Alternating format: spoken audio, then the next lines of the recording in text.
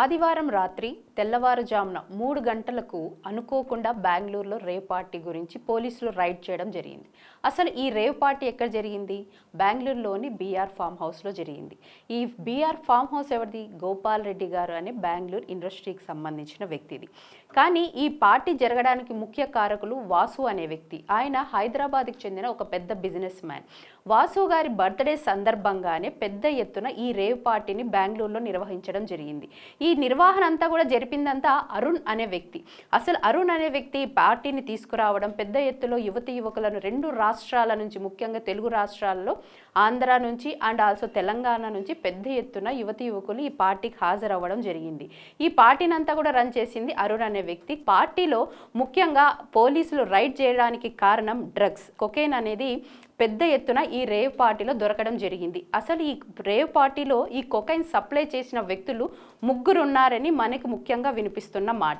ఈ 3 ఎవరు అంటే రణధీర్, సిద్దికి, రాజ్. ఈ 3 కూడా ఈ రేవ్ పార్టీకి డ్రగ్స్ సప్లై చేశారని పోలీసులు కూడా నిర్ధారించడం జరిగింది. వీరిని ఆ రోజు రాత్రే అరెస్ట్ చేయడం కూడా జరిగింది. కానీ మనము ఇక్కడ ముఖ్యంగా గమనించాల్సిన విషయం ఏమంటే, ఈ పార్టీలో మనం ఎక్కువగా మాట్లాడుకుంటుంది సినీ ప్రముఖుల గురించి. ఈ డ్రగ్స్ సప్లై చేసిన వ్యక్తుల గురించి ఎందుకు ఎక్కడా కూడా మనం ప్రస్తావించటం లేదు? ఎందుకు అంటే దీని వెనుక పెద్ద హస్తాలు ఉన్నాయా? సో ఎక్కడా కూడా వీళ్ళ గురించి మాట్లాడకూడదా? మనం ఇక్కడ కూడా గమనించినట్లయితే ఈ పార్టీలో ఆ ప్రముఖులు అంటే సినిమా వాళ్ళ గురించి సంబంధించిన ఫోటోలు, వీడియోలే రిలీజ్ అయ్యా కానీ ఆ 3 వ్యక్తుల ఫోటోలు కానీ వాళ్ళకి సంబంధించిన వీడియో కానీ ఎక్కడా కూడా పోలీసులు రిలీజ్ చేయడం లేదు. ఎందుకని? అండ్ ఆల్సో అక్కడ ఎఫ్ఐఆర్లో కూడా పెద్ద ఎత్తున కొకైన్ దొరికింది అని మెన్షన్ చేశారంట, కానీ ప్రముఖుల పేర్లు కానీ ఎఫ్ఐఆర్లో మెన్షన్ చేయలేదన్న న్యూస్ కూడా మనకు తెలుస్తోంది. అంటే ఇక్కడ ఎవరిని కాపాడడానికి చూస్తున్నారు? అసలు ఎవరు కాపాడుతున్నారు? ఈ పార్టీకి ఇంత పెద్ద మొత్తంలో డ్రగ్స్ సప్లై చేసింది ఎవరు? అసలు రణధీర్కి కావచ్చు, సిద్దికీకి కావచ్చు, రాజ్కి కావచ్చు, ఈ 3కి కూడా డ్రగ్స్ అనేది ఇంత పెద్ద మొత్తంలో ఎవరు సప్లై చేశారు? మనం ఇక్కడ ముఖ్యంగా తెలుసుకోవాల్సింది సినీ ప్రముఖుల గురించి కాదండి. హేమ గురించో, శ్రీకాంత్ గురించో, గతంలో పట్టుబడ్డ ప్రముఖుల గురించో, సినిమా సెలబ్రిటీస్ గురించో కాదు మనం మాట్లాడుకోవాల్సింది. ఇవన్నీ కూడా 3 రోజుల ముచ్చట్లాగా 4 రోజులు మనం సోషల్ మీడియాలో మాట్లాడుకుంటాం, హల్చల్ చేసుకుంటాం, అక్కడితో వాళ్ళ గురించి మాట్లాడతాం, వాళ్ళ ఇంటర్వ్యూస్ తీసుకుంటాం. ఇది కేవలం యూట్యూబ్ ఛానల్స్కి ఒక ఇన్ఫర్మేషన్ మాత్రమే. అంటే ఒక రోజు మాట్లాడుకోవడానికి ఒక టాపిక్ మాత్రమే.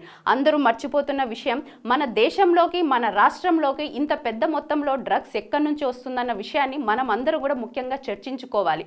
పోలీసులు వీళ్ళని అరెస్ట్ చేస్తున్నారు, దర్యాప్తు చేస్తున్నామంటారు, సిట్ దగ్గరికి తీసుకెళ్తున్నామంటారు, అరెస్ట్ చేస్తున్నాం, కేసులు ఫెయిల్ చేస్తున్నాం అంటున్నారు. కానీ డ్రగ్స్ ఎవరు ఇస్తున్నారు, ఎక్కడి నుంచి వస్తుంది, ఇంత పెద్ద మొత్తంలో ఎవరు సప్లై చేస్తున్నారని కూడా ఎవరు కూడా ఆలోచించటం లేదు. ఎందుకని పోలీసులు కేసు వరకు, అరెస్ట్ వరకు వెళ్తున్నారు కానీ వాళ్ళ గురించి ఎక్కడ కూడా బయటికి తెలియజేయడం లేదు. పోలీసులను ఎవరు ఆపుతున్నారు? మన రాష్ట్ర రాజకీయ నాయకుల? అసలు నాయకులే ఇందులో ఇన్వాల్వ్ అయి ఉన్నారా? అంటే రాష్ట్ర ప్రభుత్వాలకి తెలియకుండానే రాష్ట్రంలోకి డ్రగ్స్ వస్తుందా? సో ఎందుకని మన రాజకీయ నాయకులు దీని గురించి సీరియస్గా తీసుకోవట్లేదు? మన తరాల గురించి కూడా మనం ఆలోచించుకోవాలి కదా. పోలీసు వ్యవస్థ కూడా సీరియస్గా ఈ విషయాన్ని తీసుకొని సాల్వ్ చేయకపోతే మన భవిష్యత్ తరాలు కూడా చాలా కూడా బాధపడాల్సి వస్తుంది. తరతరాలకు కూడా ఇది ఒక ఆనవాయితీగా వెళ్తుంది అనుకోవాలి. ఎందుకంటే ఇది న్యూస్ లాగా అయిపోతుంది కానీ ఇది ఒక సీరియస్ సమస్య అని ఎవరు కూడా ఆలోచించటం లేదు. సో మేము కూడా కోరుకుంటున్నదే, అందరూ కూడా డ్రగ్స్ గురించి ఆలోచించండి. ఇది ఎక్కడ ముగించాలి, ఎక్కడ మొదలైంది, ఎందుకు మన దేశంలోకి, మన రాష్ట్రంలోకి వస్తుందని కూడా ఆలోచించాలని కోరుకుంటుంది మా అభినవ భారత్. నాయకులారా, మీ పనితనం మీ అధినాయకులకు తెలియజేయాలనుకుంటున్నారు. ప్రజలారా, మీ సమస్యలను మీ నాయకులకు తెలియజేయాలనుకుంటున్నారు. ప్రజా సమస్యల పరిష్కార వేదిక మీ అభినవ్ భారత్.